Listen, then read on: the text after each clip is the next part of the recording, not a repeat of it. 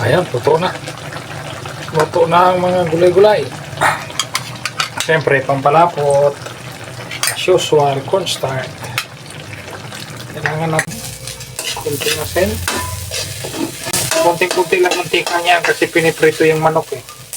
Yeah! Bullseye ITV, let's go! Healthy life to loy to. Walk up, share, that's the key. Very happy and healthy. Hello. Ito, magandang hapon. Magandang araw po sa lahat kung saan sulok man tayo ng mundo. Ito, mag-isa lang ako ng gulay. Yung gulay na naman na yung gulay na yung tawag nun, chop suey. Pero ibang lang to, gigisahin ko lang siya. Simpleng gisa lang ito, gulay. Pero hindi ko ubusin to. Kunti lang. Kunti lang ang ito gagamitin. Yung sakto lang sa isang kainan. Para bukas meron pa. Tapos ang ihalo ko dito lang. Yung bumili akong 2 pirasong pritong manok. Para yun ang ihalo kong pag-isa. Para may kunting may lasa. To, para-paraan. Kunting lasa. Para diskarte ba? Para-paraan. Para-paraan lang.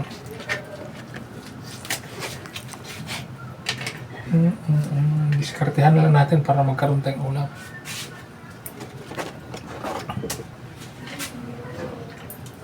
Hindi man siya mahal, pero masarap. Gulay-gulay lang. Gulay-gulay lang yan, pero tipid pero simpleng ulam pero masustansya. Yun. Prepare ko muna. Iwain ko lang tong pritong manok para panggisa ko lang. Yan ba? Panghalo-halo. Diskarte yung tatay. Ganyan lang karami. Kunti lang ilan lang naman kami. Importante lang may maulam. Yan.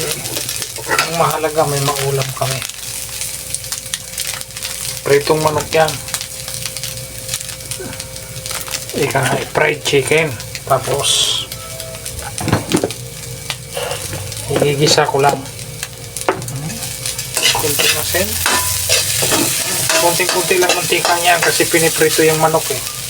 Kaya kunting mantika lang. Kunting-kunti lang mantika ang nilalagay. Yung tamang maluto lang tamang maluto lang yung ginigisang bawang sibuyas tsaka bell pepper. Tapos lagyan ko ng kunting isang katit lang. Pampakulay lang yan. Pwede na yan.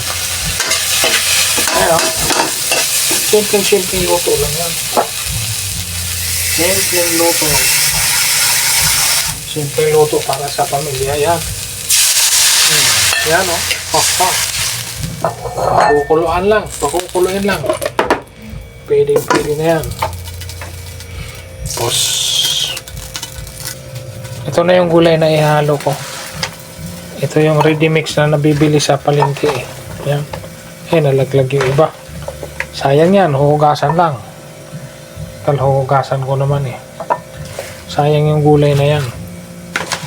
Hindi ko to ubusin kasi para mayroon pa akong pambukas. Yan, okay na yan. Ready mix. Para mayroon pa akong pambukas. Ayan lagi akong may tirang gulay. Lagi akong may gulay-gulay. Napakatipid nito. 35 lang isang balot nito. Kaya pwedeng hatiin yan. Few moments later. Ito, salang ko na ng gulay-gulay. Yan sabay-sabay na sila. Sabay din yan silang maluto. Yan sabay na yan sila dyan. Sabay-sabay na silang maluto. Pan ko muna.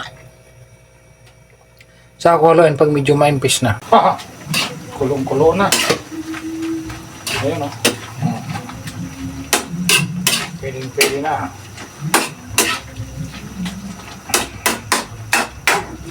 Tuloy ko na lang ang gulay. Tikman muna natin ang sabaw. Ano talaga ang lasa.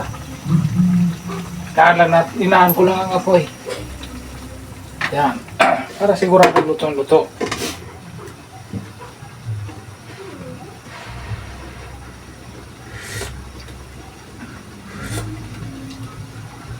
Yun na.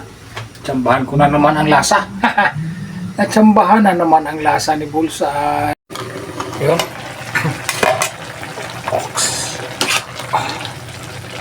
An eternity later. Ayan, luto na.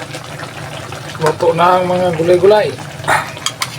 Siyempre, pampalapot. As usual, cornstarch.